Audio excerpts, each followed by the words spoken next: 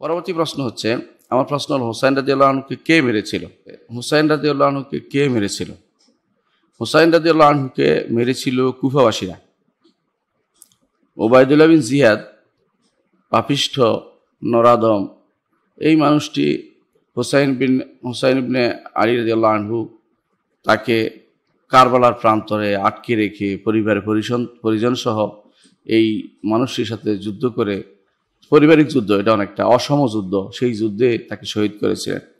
আমরা তাকে শহীদ মনে করি এবং এইটা এই জন্য এই কারবালার প্রান্তরে যারাই মারা গেছে সবাই এই মাজলুমভাবে শহীদ হয়েছেন, এদের জন্য আমরা রহমতের দোয়া করি, এদের জন্য সন্তুষ্টির দোয়া করি এবং তারা মাজলুম হয়েছেন জায়গায় জায়গায় বলি।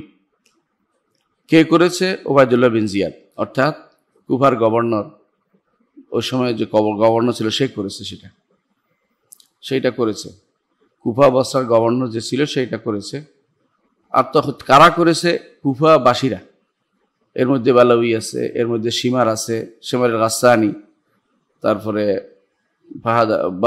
ফোলান আল বালাউই, নাম তো মনে আসতেছে না, বালাউই, এরা বেশ কিছু বেদুইন, বেশ কিছু নিষ্ঠুর প্রকৃতির মানুষ, দিন থেকে দূরে, এগুলো দিনের কিছুই বুঝেনি, তারা হুসাইন রাদিয়াল্লাহু আনহুর গায়ে তারা হাত চালাতে পেরেছে। এই পাপিষ্ঠ মানুষগুলো এই কাজটি করেছে এবং তাদের সেই কাজে যে সবচেয়ে বেশি ইন্ধন জুগিয়েছে বা যে এই কাজটি করার জন্য পাঠিয়েছে সে হচ্ছে ওবায়দুল্লাহ বিন জিয়াদ। ওবায়দুল্লাহ বিন জিয়াদ নিজেও সবচেয়ে বড় শয়তান, তার বাবাও খুব খারাপ লোক ছিল, জিয়াদ ইবনে আবি বলা হয়েছে তার বাবাকে। এই এরা দুইজন ইরাককে কঠিন ইয়ার মাধ্যমে, শাসনের মাধ্যমে ইরাককে নিয়ন্ত্রণ করত। ওবায়দুল্লাহ বিন জিয়াদ তরবারি আঘাতে নিয়ন্ত্রণ করত, যাকে পায় তাকে হত্যা করতো, এইভাবে নিয়ন্ত্রণ করতো ইরাককে। আর ইরাক ছিল সবসময় শয়তানি জায়গা। এখানে এই পূর্ব দিকে এই জায়গাতে সবসময় বড় বড় সমস্যা তৈরি হয়েছিল, এর মধ্যে এটাও একটা। ইরাক যেটাকে বর্তমানে ইরাক এলাকা, ইরাক এলাকা, এটাই অধিকাংশ আলেমের মতো এটাই রাসূলুল্লাহ সাল্লাল্লাহু আলাইহি ওয়াসাল্লাম যাদের জন্য দোয়া করেন নাই, নাজদ বলতে এদেরকে বোঝানো, এই জায়গাকে বোঝানো হয়েছে, কারণ এটা ওই দিকের এলাকা। এই জন্য সেই হিসাবে আমরা দেখি যে ওবায়দুল্লাহ বিন জিয়াদ সে হুসাইন ইবনে আলী রাদিয়াল্লাহু আনহুর হত্যার জন্য সরাসরি দায়ী। এখন প্রশ্ন হচ্ছে, ওই সময় খলিফা কে ছিলেন? ওই সময় খলিফা ছিলেন জিয়াদ ইবনে মুআবিয়া রাদিয়াল্লাহু আনহু। জিয়াদ ইবনে মুআবিয়া রাদিয়াল্লাহু আনহু বলছি, জিয়াদকে রাদিয়াল্লাহু আনহু বলিনি, আবার এটাকে ভুল বুঝবেন না। জিয়াদ সে তারও দোষ আছে, দোষ নাই এটা বলা যাবে না, কারণ সে এর পরেও ওবায়দুল্লাহ বিন জিয়াদকে ক্ষমতাচ্যুত করেনি। এই ঘটনার পরে যদি ক্ষমতাচ্যুত করতাম বুঝতাম যে তারও কি দোষ নাই, সে তো অন্যায়টা করেছে। সে আর কিছু না হোক, যদিও সে তার কাছে পাঠানোর পরে সসম্মানে তাদেরকে, পরিবারের অন্য লোক, জীবিত লোকদেরকে এবং নারীদেরকে মদিনায় পাঠিয়ে দিয়েছে সসম্মানে, কিন্তু সে তো কিছুই করেনি। ওবায়দুল্লাহ বিন জিয়াদকে কোনো কিছুই করেনি, তিরস্কার করা বা তাকে ক্ষমতাচ্যুত করা বা এমন কিছুই করেনি। এটা কি তার দুর্বলতা, নাকি এটা এক ধরনের অনমনীয়তা, যে কারণে সে পরবর্তীতে মদিনাবাসীরা তার বিরুদ্ধে খেপে গিয়েছিল, মদিনাকে সে কঠিনভাবে আক্রমণ করে মদিনা মানুষকে হত্যা করেছিল, হাররার ঘটনা ইতিহাস সাক্ষী। এই জন্য জিয়াদ যে কাজটি করেছে, ইয়াজিদ ইবনে মুআবিয়া ইবনে আবি সুফিয়ান, সেও এর জন্য দায়ী। আমি কয়েকবার জিয়াদ বলেছি, আসলে ইয়াজিদ হবে। ইয়াজিদ ইবনে মুআবিয়া ইবনে আবি সুফিয়ান সেও এর জন্য দায়ী, এবং সে কেন দায়ী? কারণ সে এই কাজটি কোনো প্রতিবিধান করেনি। উপরন্তু যারা মদিনাবাসী, যারা বিরোধিতা করেছে বা তার প্রতিকার চেয়েছে, তাদেরকে হত্যা করেছে, লোক পাঠিয়ে তাদেরকে হত্যা করেছে, এবং এমন হত্যা করেছে মদিনাবাসী মদিনাতে কয়েকদিন আজান পর্যন্ত হতে পারেনি, এমনভাবে তাদেরকে হত্যা করেছে। মদিনার উপর দিয়ে কঠিন বিপদ চলে আসছে। এর জন্য দায়ী আমরা দেখতে পাচ্ছি প্রথমত ওবায়দুল্লাহ বিন জিয়াদ, দ্বিতীয়ত দায়ী হচ্ছে ইয়াজিদ ইবনে মুআবিয়া ইবনে আবি সুফিয়ান। তো ইয়াজিদ এটার জন্য দায়ী। এই জন্য আমরা ইয়াজিদের জন্য রহমতের দোয়াও করি না, আবার লানত বলি না। কেন লানত বলি না? সরাসরি হস্তক্ষেপ করছে, আমার কাছে কোনো প্রমাণ পাওয়া যায়নি। সে পাঠিয়েছে তাকে আটকানোর জন্য, তাকে বলেছে যে সেকে আটকাও, কারণ যে কেউ ক্ষমতায় থাকে সে চায় অন্য কেউ যেন ক্ষমতায় না আসতে পারে, এটাই স্বাভাবিক কথা। ইয়াজিদ চেয়েছে ক্ষমতায় থাকতে, সেই জন্য আরেকজনকে আটকিয়েছে। কিন্তু আরেকজনকে আটকে এইভাবে এই নির্জন মরু প্রান্তরে পানি আটকিয়ে কষ্ট দিয়ে তাকে মারা এবং অসম যুদ্ধ তাকে মেরে ফেলা পরিবার সহ, এটা অবশ্যই বড় ধরনের জুলুম হয়েছে। যে জুলুমের কারণে আমরা এদের উভয়কে দায়ী করি, উবাইদুল্লাহ বিন জিয়াদকেও দায়ী বলি এবং ইয়াজিদ ইবনে মুআবিয়া ইবনে আবি সুফিয়ান একেও দায়ী বলি। এবং অনুরূপভাবে সিরিয়াবাসীরা যারা মদিনা আক্রমণ করেছে, মদিনার লোকদেরকে হত্যা করেছে, মদিনার উপরে তাণ্ডব চালিয়েছে, তাদেরকেও আমরা ঘৃণা করি। এদের কখনো ভালোবাসার প্রশ্নই আসে না। তবে ভালোবাসা এবং ঘৃণার কোনোটা যেন সীমা লঙ্ঘন না করে, এটা আমরা খেয়াল রাখি। আমরা এদেরকে বিভিন্ন রকমের কথা বলি, যারা ফাসেক ফাজের বলি, কিন্তু কাফের বলি না। দুর্ভাগ্যবশত আজ কিছু মানুষ তৈরি হয়েছে যারা গুনার কারণে কাউকে কাফের বলতে দ্বিধা করে না। ইয়াজিদকে আপনি কাফের বলতে পারেন না, আপনি ফাসেক বলবেন কিন্তু কাফের বলবেন না। এই জন্য দোয়া করেন না, কিন্তু তাই বলে আপনি তার জন্য লানত করার দরকার নেই। কারণ কেন লানত করবেন? লানত করার প্রশ্ন তো আসে না এখানে। লানত তো ওই জায়গায় আসে যেখানে লানতের কারণ হয়। এমন কোনো লানত তো কোরআন হাদিসে আসে না যে লানত করতে হবে তাকে।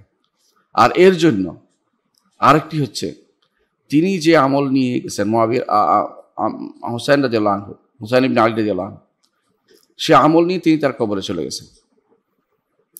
তার জন্য আল্লাহ তাআলা এটা লিখেছেন, নিশ্চয়ের মধ্যে আল্লাহ তাআলা আমাদেরকে প্রতি এটা দিয়ে আমাদেরকে স্মরণ করিয়ে দিলেন যে তিনি রাসূলুল্লাহ সাল্লাল্লাহু আলাইহি ওয়াসাল্লামের বংশধর, পরবর্তী প্রদীপ। তিনি যে কাজটি করেছেন, তিনি একজন হিসাবে, সাহাবী হিসাবে তার সম্পর্কে কোনো মন্তব্য আমরা না করি, পক্ষে বিপক্ষে, এটা আমরা না করি। কিন্তু কিছু মানুষ আছে দেখবেন, হুসাইন ইবনে আলী রাদিয়াল্লাহু আনহুর এই কাজটিকে রাজতন্ত্রের বিরুদ্ধে বিদ্রোহ নাম দিয়েছে। এটা মিথ্যা কথা, এটা একটা মিথ্যা কথা। তিনি রাজতন্ত্রের বিরুদ্ধে বিদ্রোহ করতে যান নাই, এমন কোনো কাজ করেননি। তিনি গিয়েছেন যে কুফাবাসীরা তার কাছে চিঠি লেগেছে, যদি তিনি আসেন তার হাতে বায়াত করবেন, এই জন্য তিনি গিয়েছেন সেটা। কিন্তু এর অর্থ এই নয় যে রাজতন্ত্রের বিরুদ্ধে বিদ্রোহ করতে গেছেন বা করেছেন, করে বের হয়েছেন, এমন কথা কোনো প্রমাণ পাওয়া যায়নি। এবং সেটা দাবিও করেন না, খেলাফতের দাবিও তিনি করেন নাই তখনও। তাকে তো কুফাতে ঢুকতে দেওয়া হয়নি, এর আগেই তাকে আটকে দেওয়া হয়েছে। তিনি রাজতন্ত্রের বিরুদ্ধে একটি কথাও বলেননি, কোথাও কোনো সাহাবীরা রাজতন্ত্রের বিরুদ্ধে কথা বলেননি এই সমস্ত বিষয়ে। বরং এরপরে যিনি ক্ষমতা নিয়েছেন, এরপরে যিনি ক্ষমতা নিয়েছেন আব্দুল্লাহ ইবনে জুবাইর রাদিয়াল্লাহু আনহু, তিনিও রাজতন্ত্রের বিরুদ্ধে বিদ্রোহ করে ক্ষমতা নিয়েছেন এমন কথা বলা যাবে না। তিনি একজন খলিফা, তিনি একজন সাহাবী, তিনিও ক্ষমতা নিয়েছেন, ক্ষমতা পরিচালনা করেছেন। পরে তাদের মধ্যে যুদ্ধ হয়েছে, যুদ্ধে তিনি যার মারওয়ান বা অন্য কারো আঘাতে হোক, অথবা হাজ্জাজ ইবনে ইউসুফের হোক, তার নির্দেশনায় হোক, যে তাকে হত্যা করা হয়েছে। মারওয়ান তখন খলিফা, অথবা তার ছিল আব্দুল মালিক খলিফা। তো যাই হোক, যে তারা, আমি এটাই বলতে চাচ্ছি যে হুসাইন রাদিয়াল্লাহু আনহুর ব্যাপারে আমরা বলি যে তিনি, আল্লাহ তাআলা তাকে শহীদ হিসেবে গণ্য করবেন, আর আমরা এই আশা করি। কিন্তু বাড়াবাড়ি করে এটাকে আরেক দিকে ডাইভার্ট করা, এটা কিন্তু ভালো কাজ না। যারা বর্তমানে অধিকাংশই যারা দিনের দাড়ি হিসেবে বিভিন্ন জায়গায় উঠেছেন, দিন প্রতিষ্ঠা করতে চান, অধিকাংশই এই হত্যাকাণ্ডের ভিন্ন খাতে প্রভাবিত করতে চান। হত্যাকাণ্ডে অন্যায়, এরকম কাজ যেন না হয় এগুলি বলা উচিত, এবং তাদের জন্য দোয়া করা উচিত, এবং তাদের বিরুদ্ধে যারা তাদের থেকে শিক্ষা নেওয়া উচিত। কিন্তু তাই বলে তিনি রাজতন্ত্রের বিরুদ্ধে যুদ্ধ করতে গিয়ে মারা গেছে এমন কথা বলা উচিত না। দেখুন, হুসাইন ইবনে আলী রাদিয়াল্লাহু আনহু নিঃসন্দেহে সবচেয়ে উত্তম ব্যক্তি যারা, অর্থাৎ এদের মধ্যে, দুইজনের মধ্যে, কারণ তিনি সাহাবী আর ইয়াজিদ কোনো সাহাবী ছিলেন না। ইয়াজিদ তাবেঈ, সাহাবী হচ্ছেন তার পিতা মুআবিয়া রাদিয়াল্লাহু আনহু। এদের মধ্যে উত্তম হচ্ছে নিঃসন্দেহে হুসাইন ইবনে আলী রাদিয়াল্লাহু আনহু। কিন্তু উত্তমের অধীন অদমের খেলাফত, অদমের রাজত্ব করা শরীয়তে অদমের অধীন অদম খলিফা হওয়া জায়েজ আছে শরীয়তে। উত্তম খলিফা হতে হবে জরুরি না। তো উনি চেয়েছেন খলিফা হতে, কিন্তু খলিফা যিনি হয়ে গেছেন তিনি হচ্ছেন ইয়াজিদ। এখন তিনি চেয়েছেন তার খেলাফত উদ্ধার করতে, এটা হলো বড় কথা। কিন্তু ইয়াজিদও খলিফা। রাজা যখন রাজ্য যখন পরিচালনা করে, তিনি যে রাজ্য পরিচালনা করেন মুসলিম বিষয়ে তখন একজনই খলিফা ছিলেন, তিনি ইয়াজিদ ইবনে মুআবিয়া। আর হুসাইন ইবনে আলী রাদিয়াল্লাহু আনহু তিনি খেলাফত চেষ্টা করেছেন নিজের জন্য নিতে, কিন্তু তিনি সেটা সাকসেসফুল হন নাই, সফলকাম হন নাই। এইটা হচ্ছে মূল ঘটনা। তিনি যদি কোনো সাকসেসফুল হতো, ইতিহাস ভিন্ন রকম লেখা হতো, কিন্তু সেটা হয়নি। মূল কথা হচ্ছে সিরিয়াবাসীরা যেভাবে ইয়াজিদের সাথে একাত্মতা ঘোষণা করেছে, মক্কা মদিনা বা কুফার লোকেরা হুসাইন ইবনে আলী রাদিয়াল্লাহু আনহুর সাথে এরকম একাত্ম ছিলেন না। বিভিন্ন রকমের মানুষ ছিলেন, এক একজন এক এক রকম ছিলেন। কেউ এই দায়িত্ব নিতে চাননি, কেউ নিছেন, কেউ বিরুদ্ধে গেছেন। এমন অর্থাৎ যারা বিশেষ করে কুফার লোকেরা হুসাইন ইবনে আলী রাদিয়াল্লাহু আনহুর প্রথমে ছিলেন, পরবর্তী পয়সার লোভ বা অস্ত্রের ভয়ে তারা ভিন্ন পথে চলে গেছেন। তাহলে বোঝা গেল যে এখানে যে এই কাজটি হয়েছে সেটা ছিল হুসাইন ইবনে আলী রাদিয়াল্লাহু আনহু তিনি চেয়েছেন খলিফা হতে, কিন্তু ইয়াজিদ আগেই খেলাফতের দাবি করে মসনদে বসে গেছেন এবং তার রাজ্য, তার এলাকা ছিল সম্পূর্ণ তার নিয়ন্ত্রণাধীন। কিন্তু হুসাইন ইবনে আলী রাদিয়াল্লাহু আনহুকে কেউ সাহায্য করেনি। যারা পরিবারে কেউ শুধু পরিবারের লোক ছিল, বাইরে কেউ তাকে সাহায্য করতে আসেনি। বর্তমান সময়ে অবস্থা নয়, তখনকার সময় একে অপরের খবর পাইতে অনেক সময় লাগতো।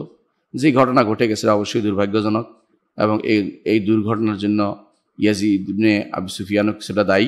সবচেয়ে বেশি দায়ী হচ্ছে ওয়ালিদ ইবনে জিয়াদ, এটা বলা আমাদের উদ্দেশ্য।